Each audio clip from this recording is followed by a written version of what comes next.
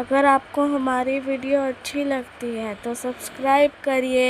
کا تو یہ حال ہے کہ ملا علی قاری کہتے ہیں تواتر ہے کرامتوں میں، اور کہتے ہیں لکھتے وقت سوچتے ہیں کون سی لکھیں کون سی چھوڑیں، کون سی لکھیں۔ اور ایک عیسائی مسلمان دونوں جھگڑا کر رہے ہیں، کون سے اعظم گزر رہے ہیں، جھگڑا ہو رہا ہے۔ عیسائی مسلمان سے کہتا ہے ہمارے نبی عیسیٰ علیہ السلام نے مردے زندہ کیے، تمہارے نبی نے بھی کو کیا تو بتاؤ۔ مسلمان پڑھا ہوا نہیں تھا، حالانکہ نبی پاک نے بڑے مردے زندہ کیے، پڑھا نہیں تھا، بتا نہ سکا۔ غوث اعظم کے کان میں آواز گئی تو جا کے عیسائی کا بازو پکڑ کے جھنجھوڑا، فرمانے لگے کیا کہا تم نے؟ میرے مصطفیٰ نے مردے زندہ کیا تو بتاؤ۔ فرمایا تو نبی پاک کی چھوڑ، میں غلاموں کا غلام ہوں، میں غلاموں کا غلام ہوں، مجھے بتا کون سا مردہ زندہ کرنا ہے۔ تو چھوڑ حضور کی بات نہ کر، میں غلاموں کا غلام ہوں، مجھے بتا کون سا مردہ زندہ کرنا ہے۔ پرانی قبر پہ لے گیا، کہنے لگا جی اگر نہ ہوا تو؟ غوث اعظم فرمانے لگے جو تو کہے گا وہ میں کروں گا۔ تو کہنے لگے اگر ہو گیا تو؟ اگر تو غوث اعظم کہنے لگے نہ میرے خانقاہ پہ جھاڑو دینا، نہ میرے برتن مانجنا، نہ میرے گھر کا سودا لانا، اگر زندہ ہو گیا تو بس میرے نبی کا کلمہ پڑھ جانا، بس میرے رسول کا کلمہ پڑھ جانا۔ اللہ اکبر۔ اس نے جو سب سے پرانی قبر تھی نا، وہ کہتا ہے یہ ہمارے دادا نے بھی نہیں دیکھا تھا بندہ کون ہے۔ اس قبر پہ کھڑا ہو کہنے لگا اس کو زندہ کریں۔ تو غوث اعظم رضی اللہ تعالیٰ عنہ قبر کے سرانے کھڑے ہوئے تو دعا کرنے لگے، کہنے لگے مولا اپنے لیے نہیں تیرے رسول کے لیے۔ پھر فرمایا قم باذن اللہ، اٹھ اللہ کے حکم کے ساتھ۔ ایک عورت کلمہ پڑھتی ہوئی کھڑی ہو گئی، کھڑی ہو گئی، اور کھڑی ہو کے اس نے پہلا جملہ کہا تو کمال کر دی، کہنے لگی میرے نصیب دیکھو میں بنی اسرائیل کی تھی، عبد القادر تیرے صدقے جاؤں، تو نے مجھے کھڑا کیا ہے تو اللہ نے مجھے مصطفیٰ کا کلمہ پڑھنے کی توفیق دے دی، تیرے قربان جاؤں عبد القادر، تیری کیا بات ہے۔ اب وہ بندہ دوڑ دوڑ کے غوث اعظم کے قدموں میں آیا، فرمانے لگے نا کلمہ میرے مصطفیٰ کا پڑھنا ہے، حضور کا غلام بننا ہے۔ او بھائیو، حضرت شیخ عبد القادر جیلانی، حضور غوث اعظم رضی اللہ تعالیٰ عنہ، معمولی بات نہ سمجھنا، حضور غوث اعظم رضی اللہ تعالیٰ عنہ فرماتے ہیں میں قدم نہ لگاؤں تو اللہ ولایت ہی نہ دے۔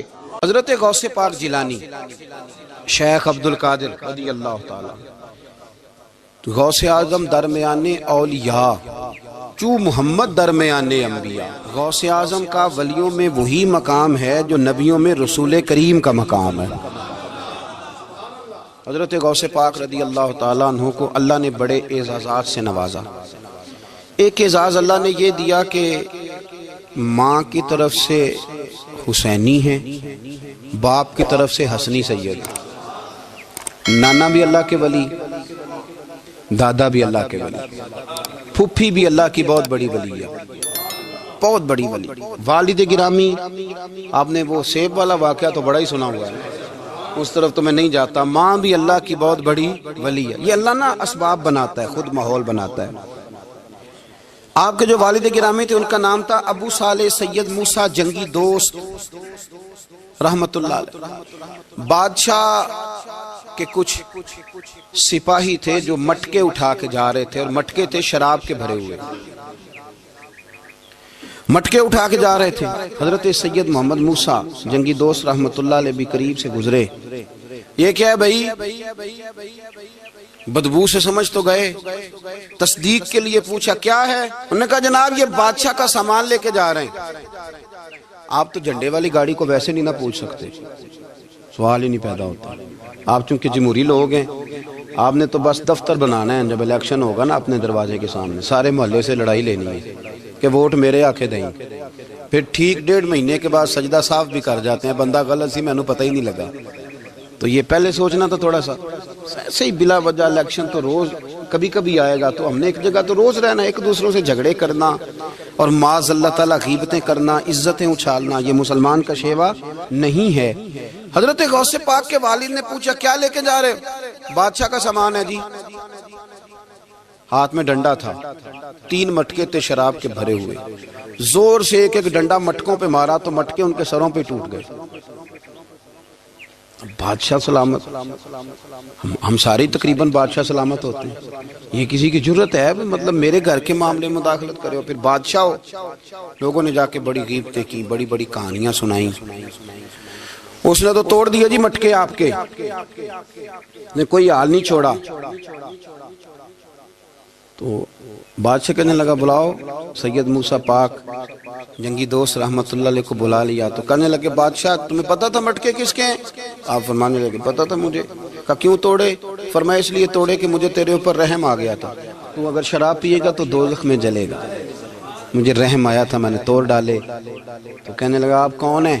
तो आप फरमाने लगे मैं मोहतसिब हूँ, मेरी हिसाब किताब लेने की ड्यूटी है, मोहतसिब हूँ, गलत आदमी का हिसाब करूंगा। तो बादशाह कहने लगा किसने ड्यूटी लगाई आपकी? फरमाने लगे मेरी ड्यूटी मेरे रब करीम ने लगाई है, मेरी ड्यूटी अल्लाह ने लगाई। तामुरूना बिल मारूफ व तनहौना अनिल मुनकर, मुसलमान के जिम्मे है अच्छाई का हुक्म देगा, बुराई से रोके, ये जिम्मेदारी है मेरी, अल्लाह ने ड्यूटी लगाई है।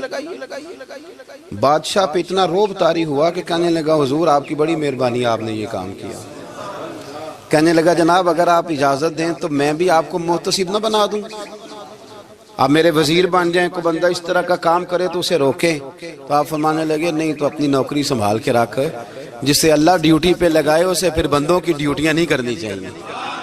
ये एजाज अल्लाह ने उन्हें दिया, ये शान रब करीम ने अता फरमाई। उनके साहिबजादे थे हज़रत गौसे पाक जिलानी रदी अल्लाह ताला अन्हु। अल्लाह ताला ने जब किसी शख्स से काम लेना होता है तो अल्लाह उसके लिए असबाब भी खुद ही पैदा कर देता है। अल्लामा इकबाल अपने उस्ताद की बड़ी कदर करते थे, शम्सुल उलमा की। तो एक दिन हज़रत शम्सुल उलमा से कहने लगे उस्ताद जी आपकी मेहरबानी से पढ़ गया हूँ। तो फरमाने लगे पुत्र तेरी क्लास में तो 250 लड़का था, मेरी मेहरबानी तो सब पे थी पर सारे तो इकबाल नहीं ना बने। फरमाने लगे तेरे अंदर भी कोई खूबी थी, इसकी वजह से अल्लाह ने तुझे ये एजाज, कोई थी कोई चीज तेरे अंदर भी। अल्लाह ताला जब किसी बंदे को नवाजता है ना तो बंदा भी मेहनत करता है, लेकिन उसकी मेहनत से ज्यादा अल्लाह के फजल का दखल होता है। तो बंदे कई दफ कहने लग जाते हैं बड़ी मुशक्कत की, बड़ी मेहनत की, कुछ भी नहीं होता, ज्यादा अल्लाह के फजल का इन्हिसार होता है। रब जैसे चाहता है वैसे फैसले देता है। आप फरमाते हैं कि मैं छोटा सा था, वालिद इंतकाल कर गए, वालदा थी मेरी और हम 2 भाई थे। फरमाते हैं बच्चे खेलने के लिए निकले तो मैं भी उनके पीछे खेलने निकल गया। एक बैल बच्चों के काबू आ गया, तो बच्चों के काबू को चीज आ जाए तो फिर वो उसका जो हाल होता है वो तो हमें पता ही, हम सारे बच्चे रह चुके हैं। तो कहते हैं वो बैल काबू आ गया, कोई उसके कान छेड़ता, कोई उसकी दुम छेड़ता, कोई उसके सींग छेड़ता, कोई किसी जगह से उसे तंग करता। मुख्तलिफ बच्चे उसको ना दुम से पकड़ के हिलाते, बैल भागता। हुजूर गौसे पाक फरमाते मैं भी आगे बढ़ा और मैंने जब उसकी दुम पकड़ के हिलाई तो बैल ने मेरी तरफ मुंह किया और कहने लगा अब्दुल कादर तू तो ना ऐसे कर, बोल के कहने लगा तू तो ना ऐसे कर, तुझे रब ने इन कामों के लिए पैदा नहीं फरमाया। आप फरमाते मुझे इतना खौफ तारी हुआ, बैल को बोलते देखा था पहली दफा, बैल को। अब मेरे सुन्नी को भी दलीलों की जरूरत होती है ना, दलील ना दें, किसी बुजुर्ग की बात सुनाए तो सुन्नी भी थोड़ा थोड़ा दाएं बाएं देखता है। ये शोर ऐसा हुआ है ना, प्रोपेगेंडा ऐसा। मैं हदीस पाक सुना देता हूँ। रसूल करीम सल्लल्लाहु ताला अलैहि वसल्लम फरमाते हैं एक शख्स ने बैल पे सवारी कर ली थी। बैल सवारी के लिए नहीं पैदा किया गया, सवारी के लिए ऊंट हैं, खच्चर हैं, घोड़े हैं, गधे हैं। बैल खेती बाड़ी के लिए। उस शख्स ने जब बैल पे सवारी की तो बैल पीछे मुड़ के देखने लगा और कहने लगा यार तू बड़ा बेवकूफ है। बोल के कहने लगा मुझे अल्लाह ने सवारी के लिए नहीं पैदा किया, मेरे से वो काम ले जिसलिए मैं पैदा किया गया हूँ। तो बंदा डर गया, कहने लगा बड़ी हैरानगी वाली बात नहीं कि बैल बोलता है। तो बैल फिर बोल पड़ा, कहने लगा इससे भी ज्यादा हैरानगी वाली बात है। उसने कहा वो क्या? कहने लगे मदीने में नबी पाक आ गए हैं और तूने अभी तक कलमा ही नहीं पढ़ा, ये उससे भी ज्यादा हैरानगी वाली बात है। जामिउल मौजूजात में हदीस मौजूद है, हुजूर आ गए और तूने कलमा ही नहीं पढ़ा। वो शख्स कहता है मैं सर पट दौड़ा, जब आके सामने खड़ा हुआ तो हुजूर मुस्कुराए, फरमाया आजा पढ़ ले कलमा, मुझे पता है तुझे किसने भेजा है। अल्लाह वालों की बातें मान लिया करें। मैं बड़ी जिम्मेदारी से कहता हूँ रब करीम के कोई बंदों की बात किताब व सुन्नत के खिलाफ नहीं होती, वही तो किताब व सुन्नत आगे पहुंचाने वाले होते। तो हुजूर गौसे पाक फरमाते हैं मैं वो डर के घर आया, जब घर पहुंचा तो मेरे कानों में आवाज आ रही थी लब्बैक अल्लाहुम्मा लब्बैक लब्बैक ला शरीक लक लक। फरमाते मैं छत पे चढ़ा और मैंने जीलान में अपनी छत पे खड़े होकर देखा, तुम हज के दिन थे, मेरी सीधी नजर मैदान अरफात पे गई। लोग मैदान अरफात में बैठ के लब्बैक लब्बैक पढ़ रहे थे। पहले मैं वहां से डर के आया, फिर छत से डर के नीचे उतरा, माँ को सारी बात बताई। تو کہتی ہے میری ماں کہنے لگی بیٹے جب تو پیدا ہونے والا تھا تو مجھے بڑی بشارتیں ملتی.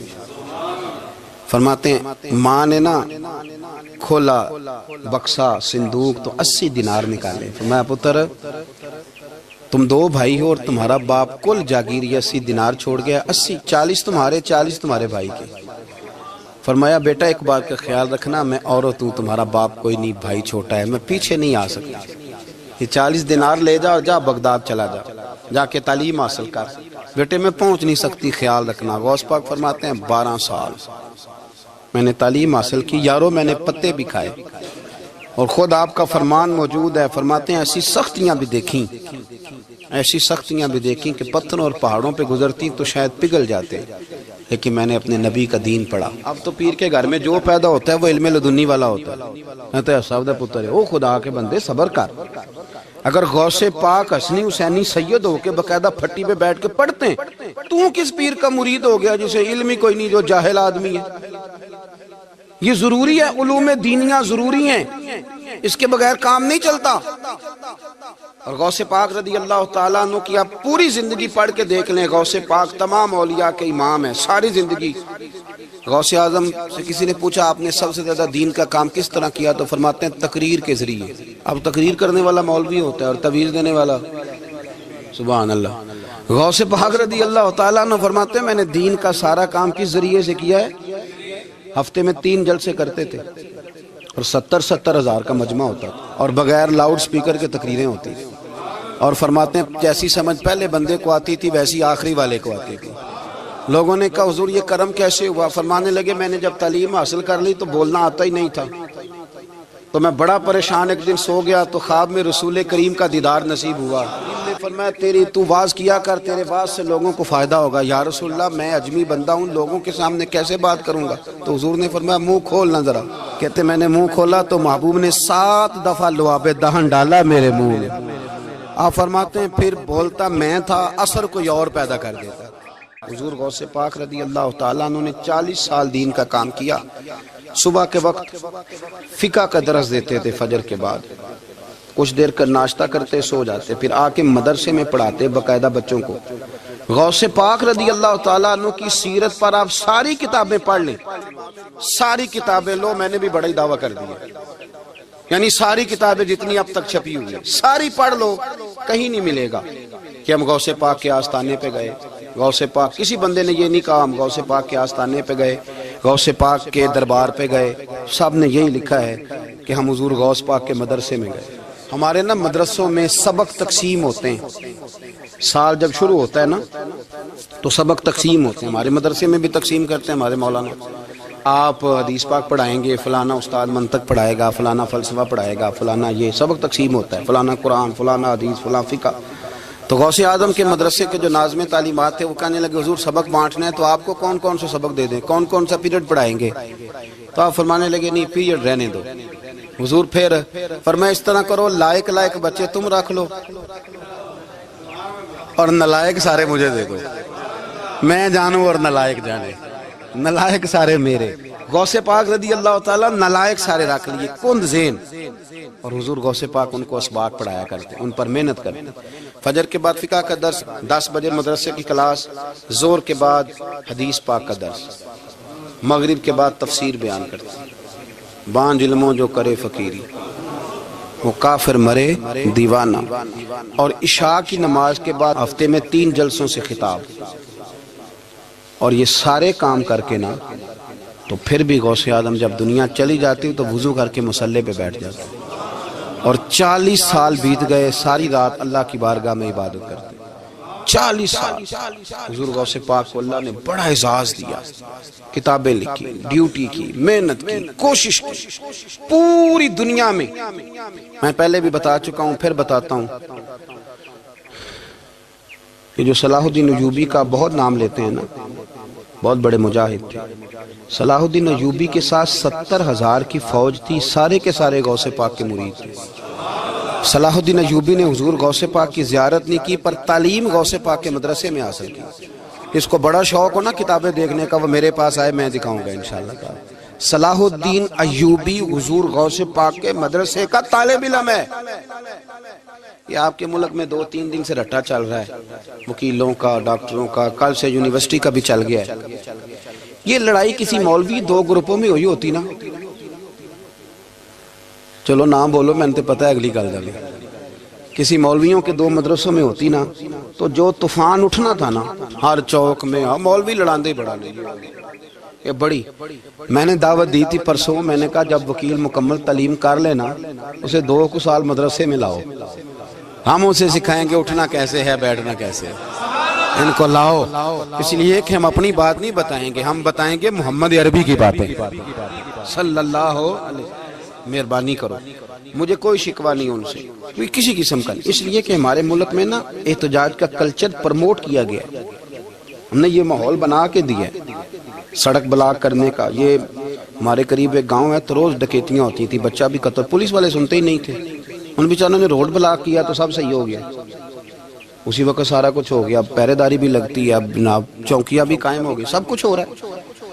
مزاج بنا دیا ہم نے، یہ عدم برداشت ہے، یہ کلچر خطرناک ہے، یہ کلچر تباہ کرے۔ وکیل کوئی غیر نہیں، ہمارے اپنے بھائی ہیں، کون ہیں وہ؟ ڈاکٹر کون ہے؟ ہمارے اپنے۔ یہ جو بچے یونیورسٹی میں لڑے کون ہیں؟ ہمارے اپنے۔ ہم ان کو کاٹ کے نہیں پھینک سکتے، یہ کوئی دوسرے لوگ نہیں، سب کو ضرورت ہے ایک دوسرے کی، لیکن خدا را مہربانی کرو معاشرے میں برداشت کا کلچر پیدا کرو، سکون کا کلچر پیدا کرو، سہنا سیکھو۔ سنو ایک بات کرتا ہوں، اللہ کرے کہ میں سمجھا سکوں، سارے فیصلے خود نہ کرو۔ اگر تمہیں نظر آئے نا کہ آپ کے ساتھ کہیں ناانصافی بھی ہو رہی ہے تو ساری عدالتیں دنیا میں نہیں لگنی، ایک قیامت میں بھی لگنی ہے۔ ہاں امام حسن کو زہر دے دیا گیا تو امام حسین کہنے لگے بھائی بتاؤ کس نے دیا ہے؟ فرمایا حسین اگر وہی وہ نہیں جس پر مجھے شک ہے تو میں کسی آدمی کا بلا وجہ تمہیں نام کیوں بتا دوں؟ کہا پھر بھائی آپ اشارہ تو نہیں بتا دیں؟ تو فرمایا حسین اگر وہی ہے نا جس پر مجھے شک ہے تو پھر بھی میں نے فیصلہ اپنے رب پہ چھوڑ دیا۔ فرمایا میرے رب سے زیادہ بہتر فیصلے کرنے والا کوئی موجود؟ کچھ فیصلے اللہ پہ چھوڑ دیں، آپ یقین کریں آپ کو بڑا ہی مزہ آئے گا، آپ کو سکون آئے گا زندگی میں۔ کچھ فیصلے اللہ پہ چھوڑو، برداشت کا کلچر پروموٹ کریں اس وطن کے اندر، یہ بڑا پیارا ملک ہے، اس میں برداشت کا کلچر پیدا کریں۔ وکیل کو ہر وقت ڈاکٹر کی ضرورت، ڈاکٹر کو ہر وقت وکیل کی ضرورت ہے۔ ہم ایک دوسرے کے بغیر دیکھیں نا، میں نے آئین بھی رکھا ہوا ہے پاکستان کا، لیکن اس کے باوجود کوئی مسئلہ بن جائے تو میں کسی وکیل صاحب کو فون کرتا ہوں، میرے دوست ہے، میں پوچھتا ہوں کہ یار یہ مسئلہ ہے، اس کا کیا حل ہے؟ ہم مل کے رہتے ہیں معاشرے میں، برداشت کے کلچر کو پروموٹ کریں، پیار کریں، محبت بانٹیں۔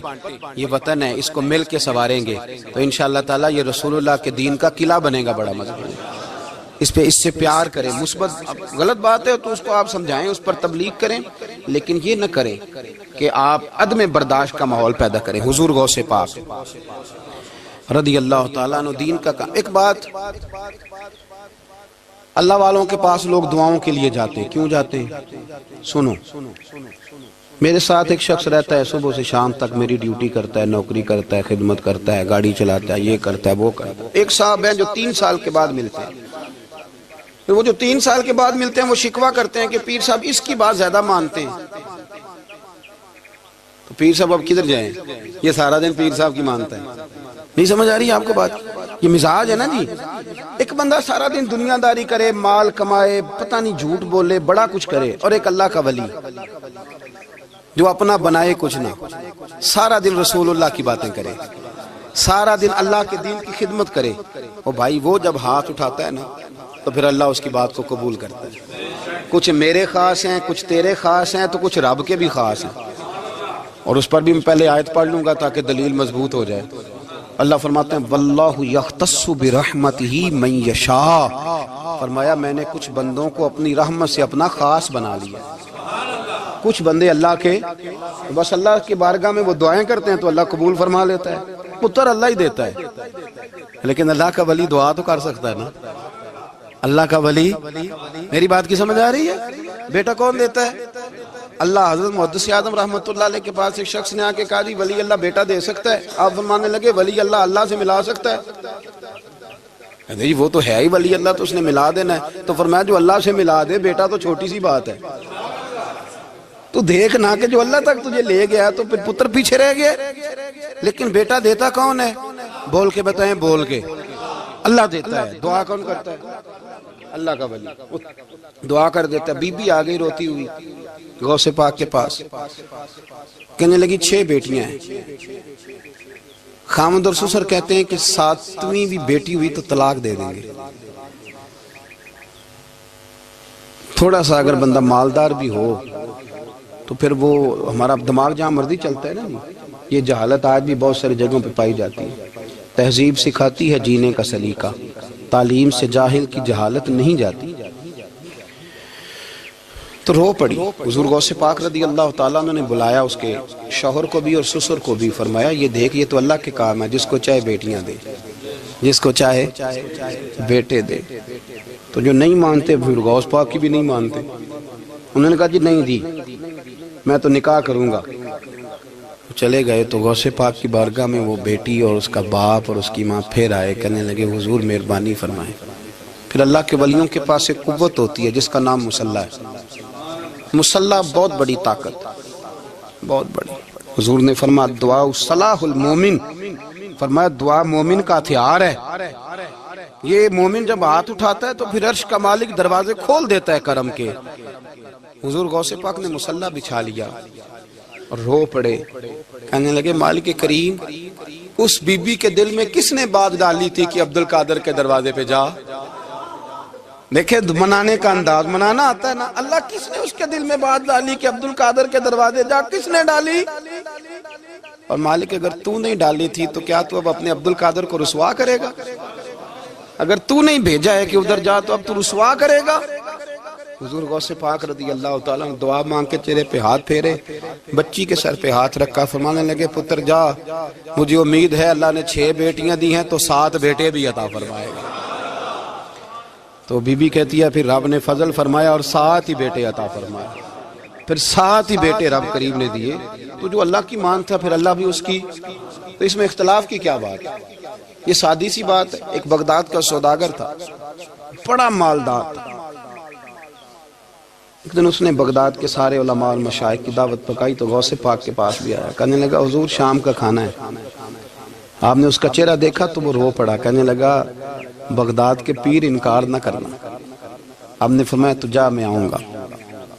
شاگرد مرید کہنے لگے حضرت جی آپ بڑی مشغولیت تھی شام کو، فرمایا اتنا بڑا آدمی جب رو پڑتا ہے تو لگتا ہے بڑا مجبور ہے، چلیں گے۔ شام کو جب اس کے دروازے پہ گئے تو کھانا بھی اس نے چنا تو ساتھ اس نے ایک ٹوکرا ایک صندوق بھی لا کے رکھا، اوپر سے خالی۔ جب غوث پاک نے اٹھ کے دیکھا تو اندر اس سوداگر کا بیٹا، اس تاجر کا بیٹا، دونوں ٹانگوں سے معذور، دونوں ہاتھوں سے معذور، ایک ہی بیٹا اپاہج ہے۔ وہ تاجر رو پڑا، کہنے لگا حضور بڑی دنیا جانتی ہے، بڑا مال ہے، پر جب تنہا بیٹھتا ہوں تو کھول کے روتا ہوں۔ وہ بے نیاز ہے نا، ساری زندگی کے بعد ایک بیٹا دیا تو وہ بھی اپاہج ہے۔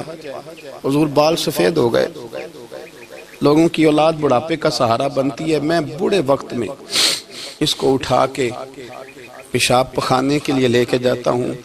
بغداد کے عبد القادر سنا ہے جب تو دعا مانگتا ہے تو رب قبول فرما لیتا ہے، تو مہربانی فرما اگر میرا پتر ٹھیک ہو جائے، میرا زور کوئی نہیں، مالک بے نیاز ہی بڑا ہے، اگر مہربانی ہو جائے۔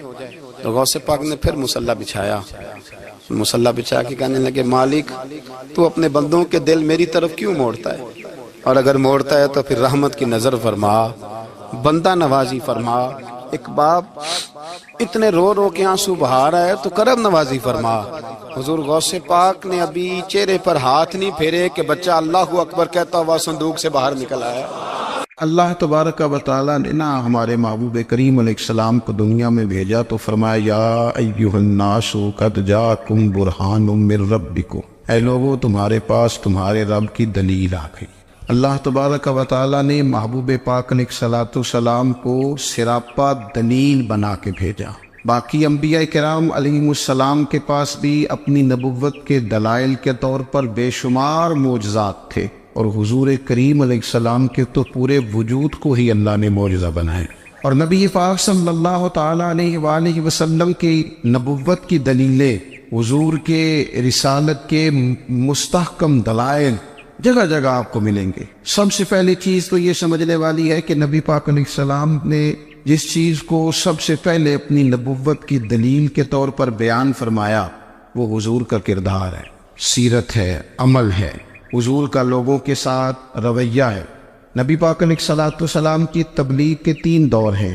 ایک تو حضور نے اپنے قول سے تبلیغ فرمائی، وہ 40 سال کی عمر سے محبوب نے اعلان فرمایا اور تبلیغ کی، اور ایک نبی پاک صلی اللہ تعالیٰ علیہ وسلم بالواسطہ حضور کی تبلیغ ہے جو آج تک جاری ہے۔ امت کے علماء، مشائخ، مبلغین حضور کے دین کو آگے پھیلا رہے ہیں، تو دراصل یہ بھی تبلیغ رسول پاک علیہ السلام ہی کی تبلیغ۔ اور ایک حضور کی تبلیغ کا دور ہے حضور کی پیدائش سے لے کر ولادت مبارکہ سے لے کر حضور علیہ السلام کے اعلان نبوت تک۔ اس دوران نبی پاک نے جو تبلیغ فرمائی ہے وہ اپنے کردار سے فرمائی۔ عرب کا وہ معاشرہ جو بڑا میلا کچیلا گدلا ہو چکا تھا، جس کے اندر سراسر مادہ پرستی کا زور تھا، جس کے اندر لوگ انسانوں کی خرید و فروخت کرتے تھے، جس کے اندر بیٹیوں کو زندہ دفن کر دیتے تھے، جس کے اندر جو آدمی جتنا زیادہ مضبوط ہوتا تھا اتنا زیادہ لٹیرا بن جاتا تھا، اس معاشرے کے اندر رسول کریم علیہ السلام نے 40 سال گزارے، اور اس طرح گزارے کہ جو بیگانے بھی تھے وہ بھی کہا کرتے تھے یہ صادق ہے، یہ امین ہے۔ اور جب حضور نے اعلان نبوت کیا تو فرمایا، یہ قرآن مجید کے لفظ ہیں، فرمایا فَقَدْ لَبِثْتُ فِيكُمْ عُمَرًا مِّن قَبْلِهِ أَفَلَا تَعْقِلُونَ، میں تمہارے بیچ عمر کا ایک حصہ گزار چکا ہوں، تمہیں عقل نہیں ہے،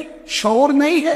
نبی کریم علیہ السلام نے اپنے کردار کو، اپنے عمل کو اپنی نبوت کی دلیل کے طور پر بیان فرمایا۔ وہ تو حضرت حلیمہ بھی فرماتی ہیں نا، جب میں نبی کریم علیہ السلام کو اپنے گھر لے گئی تو میرا اپنا بچہ بھی دودھ پیتا تھا، 2 میرے بیٹے ہو گئے، ایک میری یہ نسبی اولاد اور حضور میری رضائی اولاد۔ تو کہتی ہیں جب میں کریم محبوب علیہ السلام کو اپنے سینے سے لگاتی تھی تو حضور میرے ایک پستان سے دودھ پیتے تھے اور دوسرا اپنے بھائی کے لیے چھوڑ دیا کرتے۔ یہاں سے رسول کریم علیہ السلام نے کردار کے ذریعے تبلیغ اور پھر اعلان نبوت سے پہلے ایک تنظیم عرب کے جوانوں پر، عرب کے سرداروں پر مشتمل بنائی گئی، جس میں نبی کریم علیہ السلام نے بڑا حصہ لیا سرکار نے، اور بڑے اہم لوگوں کو شعور حضور نے عطا فرمائے۔ وہ اس جماعت کا فیصلہ تھا کہ ہم سارے جوان، سارے بڑے لوگ ملیں گے، یہ حضور کے اعلان نبوت سے پہلے کی بات ہے، ہم بڑے لوگ ملیں گے، کسی بڑے کو کسی چھوٹے پر ظلم نہیں کرنے دیں گے، کسی آدمی کو کسی غریب کا حق نہیں کھانے دیں گے۔ حضور علیہ السلام نے نا اپنی کردار سے، اپنے عمل سے، اور آپ کا جو عمل ہوتا ہے نا وہ اصل ہوتا ہے، ایک ہوتا ہے آپ کوئی بات کرتے ہیں اور ایک ہوتا ہے کہ آپ کوئی عمل کرتے ہیں۔ آپ جب عمل کرتے ہیں تو عمل کے ذریعے بھی لوگوں تک بات پہنچتی ہے کہ دراصل آپ کا اٹھنا بیٹھنا چلنا پھرنا کیا ہے۔ میرے رسول کریم علیہ السلام کا اٹھنا بھی ایک نبی کا، بیٹھنا بھی ایک نبی کا، بات کرنا بھی ایک نبی کا، معاملات زندگی کرنا بھی ایک نبی کا، لین دین کرنا بھی ایک نبی کا۔ ایک شخص کہتے ہیں میں نے اعلان نبوت سے پہلے حضور علیہ السلام سے کوئی چیز خریدی تھی اور میں نے عرض کیا تھا آپ یہاں تشریف رکھے، میں پیسے لے کے آتا ہوں، میں 3 دن کے بعد آیا۔ دیکھو یہ بات کرنی کتنی آسان ہے، بولنی کتنی آسان ہے، پر 3 دن یہاں میرے بھائی کو کسی شخص کو 2 گھنٹے انتظار کرنا پڑ جائے تو لوگ کہتے ہیں الانتظار وشد من القتل، یہ تو قتل سے زیادہ تکلیف والا معاملہ ہے، منتظر رہنا کسی کا۔ کہتے 3 دن کے بعد میں آیا تو میرے رسول کریم وہیں تشریف فرمائے، بس اتنا فرمایا یار تم نے مجھے بڑی تکلیف میں ڈال دیا، 3 دن ہو گئے یہاں رکے ہوئے۔ تو حضور نے اپنے کردار کو، اپنے عمل کو، اپنے معاملات کو سب سے پہلے اپنی نبوت کی دلیل کے طور پر پیش کیا۔ اسی نے کیا خوب کہا تھا کہ جو تیری جان کے دشمن ہے وہ بھی کہتے ہیں، بظاہر تو آئے ہیں نا ہجرت کی رات جان لینے، لیکن امانتیں حضور کے گھر میں رکھی ہوئی ہیں، امانتیں کاشانہ نور پہ پڑی ہے۔ وہ جو تیری جان کے دشمن ہے وہ بھی کہتے ہیں کہ امین تو ہے اور صداقت کی آبرو تو ہے۔ تو پہلے کردار، پھر دوسری بات اللہ تعالیٰ نے اپنے محبوب علیہ السلام کو اپنا مطلق نائب بنا کر، اپنا محبوب اعظم بنا کر، ایسے ہی سارے انسانوں کے بارے میں کہا وَإِذْ قَالَ رَبُّكَ لِلْمَلَائِكَةِ إِنِّي جَاعِلٌ فِي الْأَرْضِ خَلِيفَةً، میں زمین میں اپنا نائب بنانے والا ہوں۔ لیکن حضور علیہ السلام تو محبوب ہے نا، حضور کی نیابت تو محبوبیت کے درجے پر فائز ہے، تو رسول پاک کو رب کریم نے اس طرح کا بنا کے بھیجا کہ حضرت عبداللہ ابن رواحہ رضی اللہ تعالیٰ عنہ بیان فرماتے ہیں کہ اگر حضور کوئی معجزہ نہ بھی دکھاتے، نبی کریم علیہ السلام سے کوئی اعجاز لوگ نہ بھی دیکھتے، تو محبوب کا تو چہرہ ہی اس طرح کا تھا، لوگوں نے دیکھتے جانا تھا اور کلمہ پڑھتے جانا تھا۔ لیکن باوجود اس کے میرے رسول پاک کا اعجاز یہ ہے، کمال یہ ہے کہ حضور کبھی اشارہ کر دیں تو چاند دو ٹکڑے ہو جائے، کبھی دعا مانگ دیں تو ڈوبا ہوا سورج واپس آ جائے، کبھی محبوب گزرنے لگے تو پتھر آپ پر سلام پڑے، کبھی حضور پہاڑ پر چڑھ جائے تو پہاڑ وجد میں آ کر جھومنے لگے، محبوب کا کبھی نماز پڑھاتے ارادہ بن جائے تو اللہ تعالیٰ قبلے کا رخ ہی تبدیل فرما دے۔ کیا خوبصورت سوچ ہے اور کیا نظریہ دیتے ہیں بریلی کے امام، فرماتے اجابت کا جوڑا عنایت کا صحرا، دلہن بن کے نکلی دعائے محمد، اور اجابت میں جھک کر گلے سے لگایا بڑی ناز سے جب دعائے محمد، دیکھو خدا کی رضا چاہتے ہیں، دو عالم خدا چاہتا ہے رضائے محمد صلی اللہ تعالی علیہ وسلم۔ اور ایک مقام پہ فرماتے ہیں نائب دست قدرت پہ لاکھوں سلام، نائب دست قدرت پہ لاکھوں سلام۔ تو اللہ تعالیٰ نے نبی پاک صلی اللہ تعالی علیہ وسلم کو جو اعجاز۔ پھر ایک اور بات، حضور امی ہے، دنیا میں آ کر محبوب نے کسی سے پڑھا ہی نہیں، میرے محبوب نے جتنا پڑھا ہے رب کریم سے ہی پڑھا ہے۔ الرحمن علم القرآن خلق الانسان، رحمان نے قرآن سکھایا پھر انسان بنایا۔ اللہ تبارک و تعالیٰ کی بارگاہ کرم سے حضور نے لیا، رسول کریم امی ہے، یہ بھی حضور کی نبوت پر ایک بڑی دلیل۔ دیکھو ایک ہوتا ہے کوئی آدمی بچپن سے کسی چیز سے شغف رکھے اور جب اس کی عمر بڑی ہو جائے تو کہتے ہیں اس کا تجربہ بڑا ہو گیا، یہ پہلے کچھ شعر کہتا تھا، کوئی ادبی جملہ کہتا تھا، تو اب اس کی یہ کام کرتے کرتے عمر بڑی ہو گئی ہے تو رسوخ حاصل ہو گیا۔ 40 سال کی عمر مبارک تک نبی کریم نے ایک شعر بھی نہیں کہا، حضور علیہ الصلوۃ والسلام نے کبھی کوئی ایسی بات، ویسے تو حضور کی ہر بات حکمت والی، لیکن جس کو عرب کے لوگ اپنے لہجے میں شاعری یا اپنے لہجے میں ادب کہتے تھے وہ حضور نے بیان نہیں فرمایا۔ لیکن جب 40 سال کی عمر میں اعلان نبوت کیا تو پھر بڑے بڑے فصیح و بلیغ، بڑے بڑے سیانے طفیل بن عمر کہتے ہیں کہ اس شخص کو بھی میں نے دیکھا جسے بڑا ناز تھا اپنی فصاحت اور بلاغت پر، اور جب وہ حضور کے پاس آیا اور اس نے آ کے کچھ باتیں کی تو محبوب خاموشی سے سنتے رہے، اور جب وہ چپ کر گیا تو میرے کریم نے صرف سورہ فاتحہ پڑھی، کبھی اٹھتا تھا، کبھی بیٹھتا تھا، کبھی غور کرتا تھا، کبھی دائیں جاتا تھا، کبھی بائیں جاتا تھا، پھر کہنے لگا بتاؤ نا کلام کس کا ہے؟ فرمایا اس رب کا،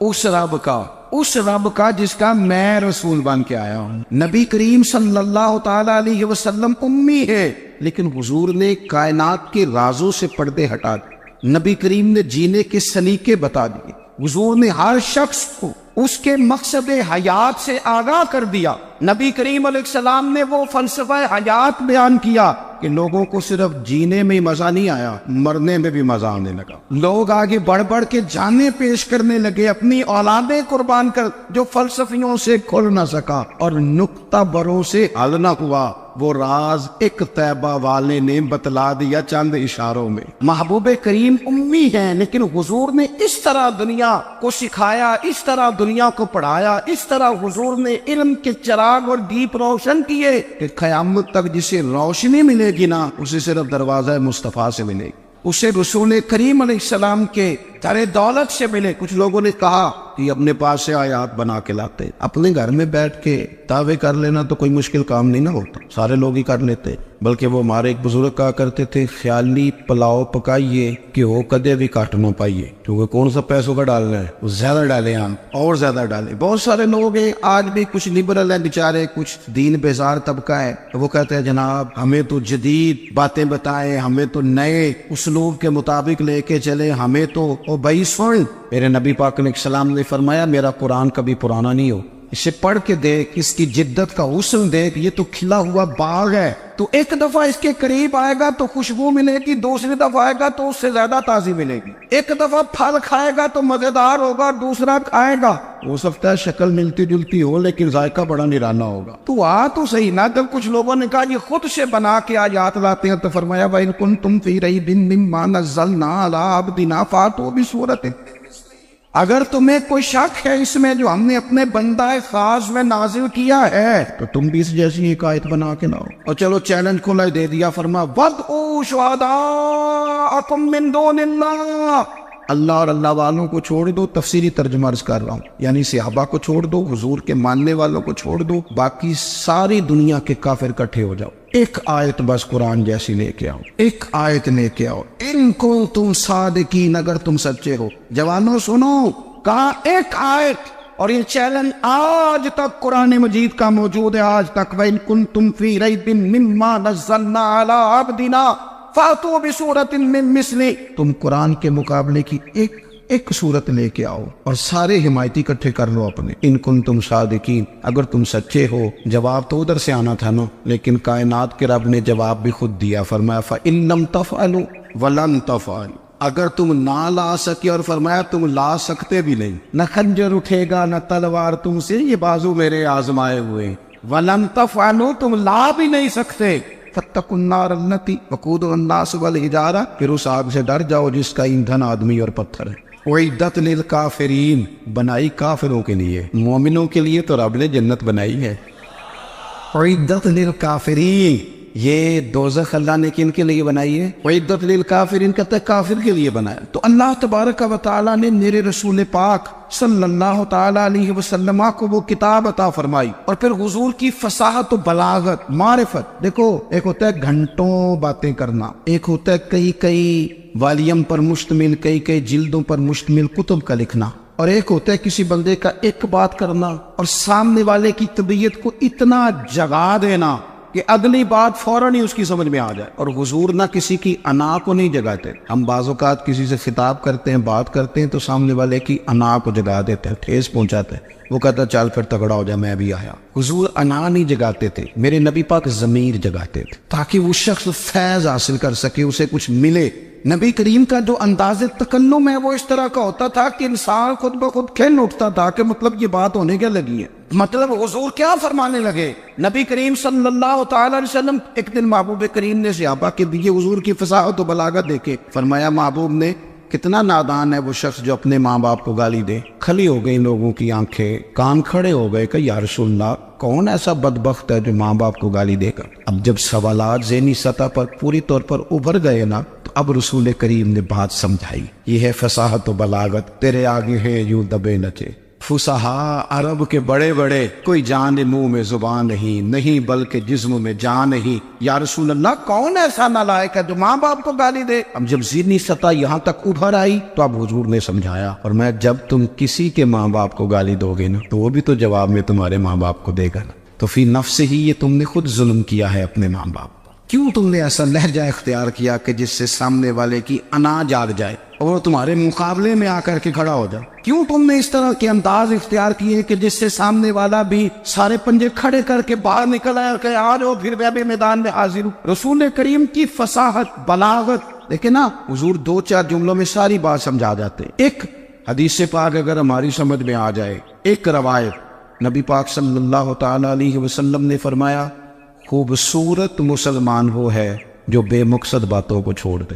لو اس سے پوری زندگی سجائی جا سکتی ہے ایک جملے سے. کوئی لمبی چوڑی باتوں میں جانے کی ضرورت نہیں. کہا خوبصورت مسلمان یہ ہے جو بے مقصد باتوں کو چھوڑ دے، نہ یعنی باتوں کو. کیا کہتے ہیں ہمارے دیہات کے لوگ، جڑے پنڈ جانا نہیں اودا راہ پوچھنے دی. لیکن آج کل لوگ باز آندے، یعنی جس بات کا بالکل تعلق نہیں نا وہ بات بھی کرتے جاتے ہیں، جس کا شعبہ ہی نہیں وہ بھی چھلانگ لگا کے اس میں آ جاتا ہے. ہم اپنا وقت ضائع کرتے، اپنی صلاحیتیں ضائع کرتے، اپنا نقصان کرتے. ہم اپنا کام صحیح کر کے نہیں کرتے اور دوسری ساری دنیا کو ٹھیک کرنا چاہتے ہیں. او بھائی آپ جس جگہ جس شعبے سے تعلق رکھتے ہیں آپ اپنے معاملات میں مضبوطی پیدا کریں. حضور نے اپنی فصاحت کے ساتھ بلاغت کے ساتھ لوگوں کو قائل کیا، اور قرآن مجید کی تاثیر کا یہ اثر میرے کریم رسول نے دکھایا کہ رات کو جب حضور بیٹھ کے قرآن پاک پڑھتے تھے نا، جب یاسین والے نبی خود یاسین کی تلاوت کریں، جب طٰہٰ والے محبوب خود طٰہٰ کی تلاوت کریں، غور کرو نا جب مدثر والے محبوب خود ان جملوں کو ادا کریں، یعنی جن کے بارے میں آیت آئی ہے،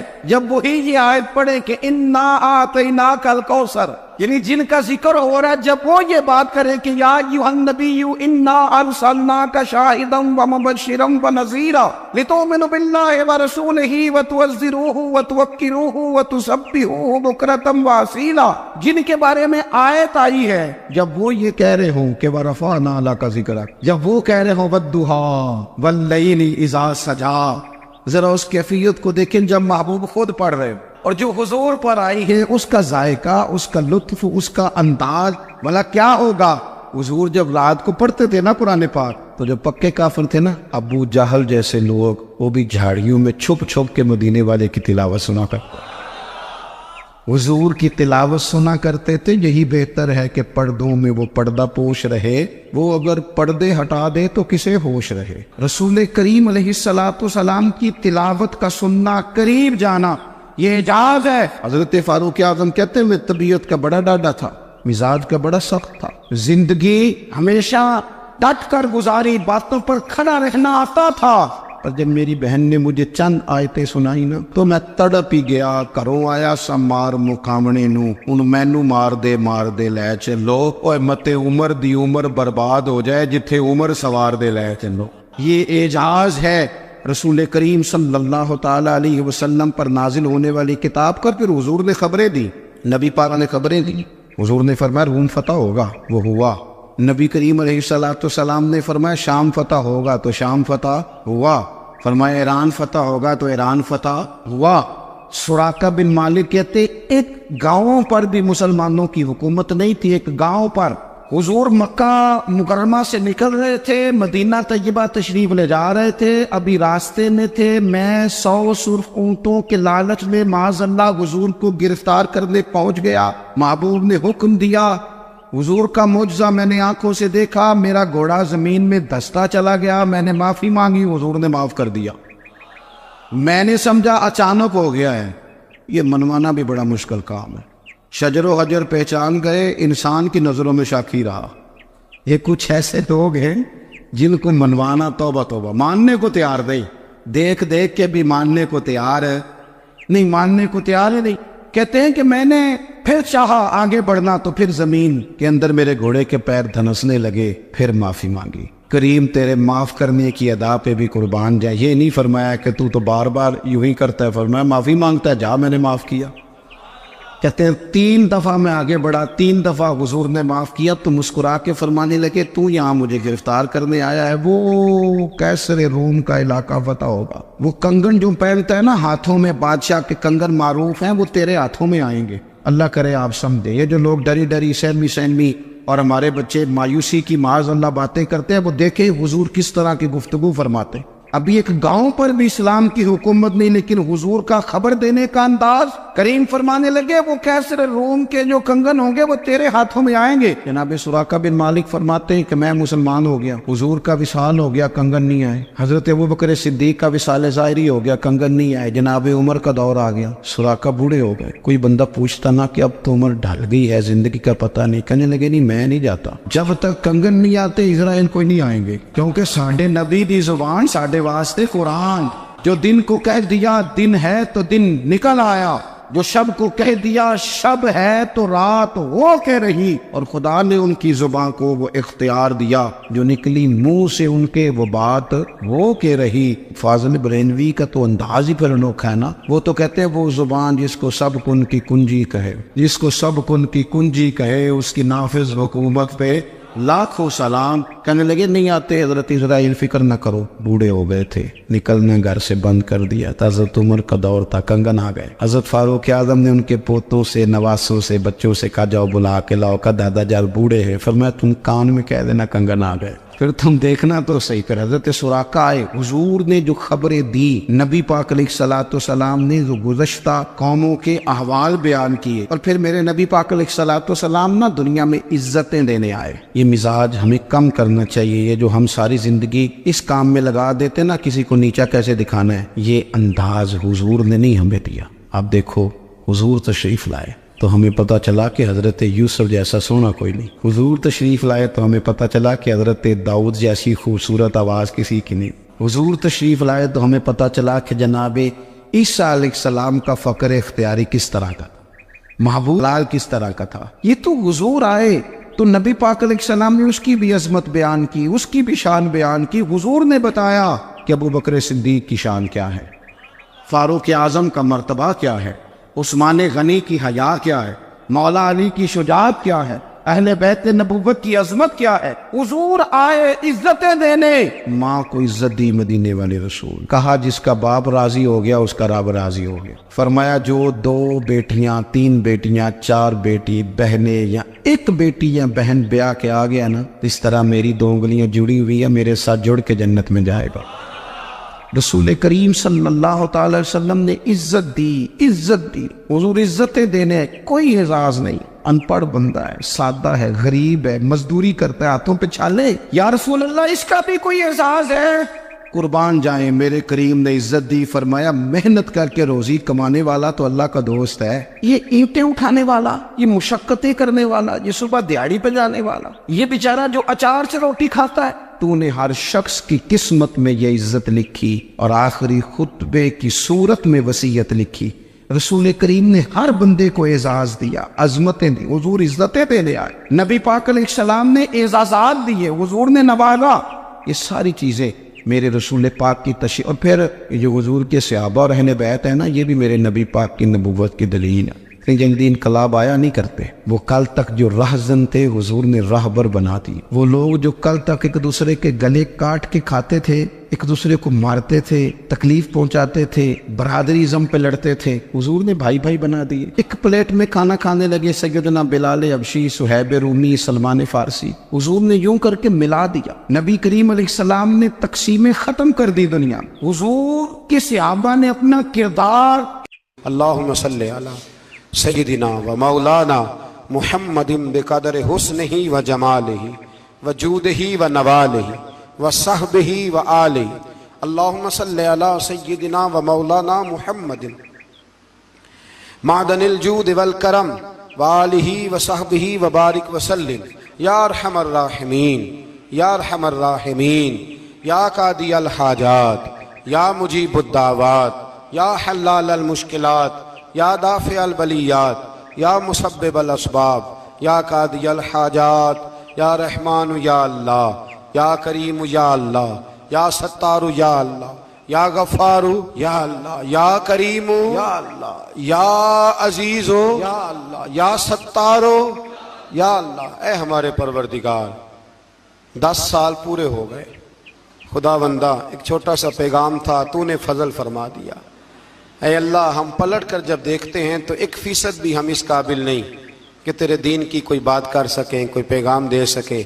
اللہ، کئی سالوں سے یہ دوست صبح کی نیند چھوڑ کے یہاں حاضر ہوتے رہے، مائیں، بہنیں، بچیاں، بوڑھے، بچے، اے اللہ، بندوبست کرنے والے سب سے پہلے آتے رہے۔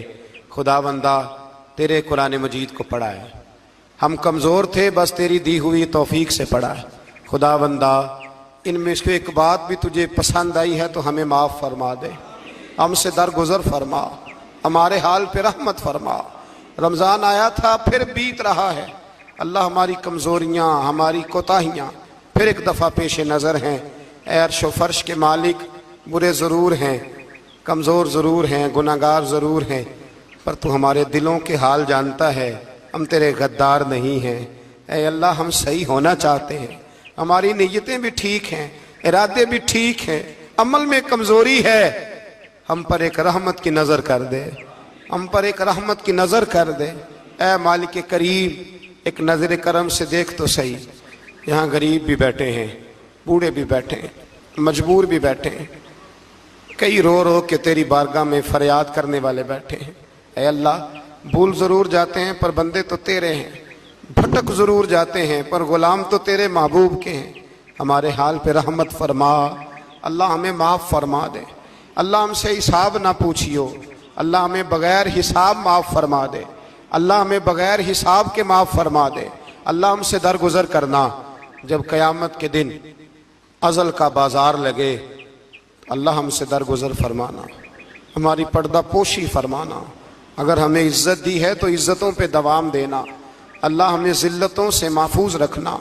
اے عرش و فرش کے مالک، میں تو نے بہت ساری نعمتیں نہ بغیر مانگنے کے دی ہیں، ہم کمزور تھے، تو نے صحت دی، ہم کمزور تھے، تو نے اولاد کی نعمت دی، پھولوں کی طرح کے خوبصورت بچے دیے، اے اللہ تو نے ہمیں وفادار قسم کے دوست دیے، اے اللہ پیار کرنے والے ساتھی دیے، ٹوٹ کر چاہنے والے دیے، اے اللہ تو نے بغیر مانگے ہمیں نیک صالح استاد دیے، بزرگ دیے، شیخ دیے، اے اللہ بغیر کسی لالچ کے پالنے والا باپ دیا، شفقت کے بازو پھیلانے والی ماں دی۔ ہم تیرا شکر ادا نہیں کر سکے، اللہ ہمیں شکر کی توفیق عطا فرما دے، اللہ ہمیں شکر کی توفیق عطا فرما دے، اللہ ہمیں شکر کی توفیق عطا فرما دے۔ اللہ اگر ہم بھول جائیں تو ہم سے درگزر فرما، اے اللہ ہمارے حال پہ رحمت فرما۔ میں صبح دیکھتا رہا کس طرح بوڑھی مائیں گاڑیوں میں بیٹھ کے آتی ہیں، بہنیں گاڑیوں میں بیٹھ کے آتی ہیں۔ اللہ ان بیچاریوں کے کئی دکھ بھی ہیں، ان کی کئی تکلیفیں بھی ہیں، یہ کئی جگہ آزمائش کا شکار ہے۔ ایک بزرگ فون کر کے کہہ رہے تھے بیٹی بڑی پریشان ہے، اللہ کریم سب پہ اپنا فضل فرما دے، ہم دنیا کے دھتکارے ہوئے تیرے دروازے پہ آ کے بیٹھ جاتے ہیں، ہماری مدد فرما، ہمیں لوگوں کا محتاج نہ فرما۔ اے اللہ یہ بوڑھے بیمار لوگ جو صبح چل کے تیرے اور تیرے محبوب کی رضا کے لیے آتے رہے، ان کے قدموں کو قبول فرمانا، ان کی کوششوں کو قبول فرمانا۔ اللہ معذور بزرگ بیچارے لاٹھیوں کے سہارے یہاں تک پہنچ کر تیرے دین کی بات سنتے رہے، ان کے حال پہ کرم فرما، ان پہ رحمت فرما، ہم سے درگزر فرما، ہمارے ساتھ معافی والا معاملہ فرما۔ اے اللہ مائیں بہنیں بچیاں بیچاری اللہ شوق سے ذوق سے آتی رہیں، خداوندہ ان کے دکھ دور فرما دے، ان کو آزمائشوں سے نکال دے۔ جو بیچاریاں اولاد کے لیے روتی ہیں اور کہتی ہیں ایک بیٹی ہی مل جائے سسرال میں رہنے کے قابل ہو جاؤں، اللہ ان پہ رحم فرما دے۔ جو جس حال میں پریشان ہے اس کی مدد فرما دے، تیرے محبوب کی امت بڑی پریشان ہے۔ اے اللہ ختم قرآن کا موقع ہے، رمضان کی جاتی ہوئی گھڑیاں ہیں، اے اللہ پوری دنیا میں رسول اللہ کے غلاموں کا خون بہہ رہا ہے۔ اے اللہ اتنی بڑی دنیا میں برما کے مجبوروں کو رہنے کو جگہ نہیں مل رہی، سالوں بیت گئے، کشمیر کی بچیاں روتی ہیں، فلسطین کی مائیں پکارتی ہیں، پاکستان کی سڑکوں پہ روز خون بہتا ہے۔ ہم نے بڑی بڑی کوشش کر کے بڑے بڑے لوگوں کے وعدوں پہ اعتبار کیا، اے اللہ اب تو ہماری مدد فرما، ہماری مدد فرما، غریبوں کی مدد فرما، یتیموں کی مدد فرما۔ اے اللہ جو سڑکوں پہ جھونپڑیوں میں ہیں ان کی مدد فرما، اے اللہ جو بیچارے چھابڑی فروش ہیں ان کی مدد فرما، جہاں جوان بچیاں ہیں ان کی مدد فرما۔ اے اللہ غریبوں کی مدد فرما، مجبوروں کی مدد فرما، اے اللہ تنگ دست لوگوں کی مدد فرما، بیماروں کو شفا دے دے، مقروضوں کو قرضوں سے رہا کر دے، تنگ دستوں کو وسعت دے دے۔ ہمارے وہ مشائخ، ہمارے وہ بزرگ جنہوں نے ہمیں یہاں تک پہنچایا ان کی قبروں پہ رحمتوں کا نزول فرما، ان پہ کرم نوازیاں فرما۔ جن کے عزیز و رشتہ داروں میں سے کوئی دنیا سے چلا گیا ہے، اللہ جن کے ماں باپ رخصت ہو گئے ان کی قبریں نور سے بھر دے، رحمت سے بھر دے۔ ربنا اغفر لی ولوالدی وللمؤمنین یوم یقوم الحساب۔ اے اللہ زندگی میں جب موت کا وقت آئے نا تو ہمیں کلمے کی توفیق عطا فرمانا، ہمیں بے ایمانی کی موت سے محفوظ رکھنا، ایماندار مارنا ہمیں۔ اللہ ہماری آخرت کی منزلوں پہ اپنا فضل رکھنا، ہم سے سخت حساب نہ لینا۔ اے اللہ بس خار ہیں، بدکار ہیں، ڈوبے ہوئے ذلت میں کچھ بھی ہیں مولا تیرے محبوب کی امت سے۔ رب اغفر وارحم انت خیر الراحمین، وصلی اللہ تعالی علی حبیبہ سیدنا و مولانا محمد۔